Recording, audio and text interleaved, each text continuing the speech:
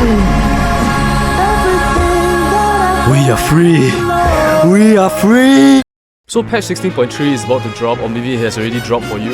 As all patches do, it brings along a huge meta shift. So now I want to share with you some of the comps that I'm most excited to try in this new patch. They changed the unlock conditions for a few units, which I think really changes a lot of things. They changed Kai'Sa's unlock level from level 8 to level 7. That is huge. That is huge, bro. That is such a big buff to Kai'Sa. Now right, a full lost streak comp might actually be viable. If you start 2-1 with 2 Void, and you just lost streak all the way, on stage 3-5, right after the carousel, you can potentially unlock Rift Herald, Singed, and Kai'Sa all at the same time. That can really help you just turn your loss streak into a win streak straight away. The last unlockable champion I'll talk about is Warwick.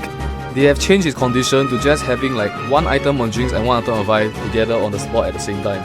This is actually a huge change, right? Because Warwick being blocked behind getting a Vi 2 was actually quite detrimental to him. What if you wanted to play Warwick, right? But you just don't get any Vi's naturally throughout the whole game, right? You don't want to roll for Vi before you get Warwick, then roll for Warwick, right? That just doesn't make sense. This comp right here, right? I've seen some challenger players saying this comp is good. You lose streak early game, and on level 8, you get your Warwick, you get your Singe, you roll for a Warwick 2, and apparently a Warwick 2 is enough to just streak you through the whole of stage 4. Then you use the advantage to go to level 9 and just play around 5 cores. I also have my own comp, my own little cook. Quick Strikers Warwick. You go level 8 and you play around Warwick and Yunara. You do not build Guinsoo's, right? You want to build good damage stuff like maybe Krakens, Deathblade, Quicksilver so that Warwick doesn't get stunned, all of that stuff. With 4 Quick Strikers, hopefully you can just burst down the enemy front line.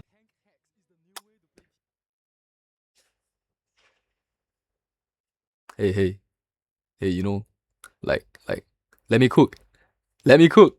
It might be a thing. Wait, let me cook. Targon has had huge changes too. Zoe got a big buff. Leona got a big buff. Diana, they kind of rework her so that she's strong together with Leona.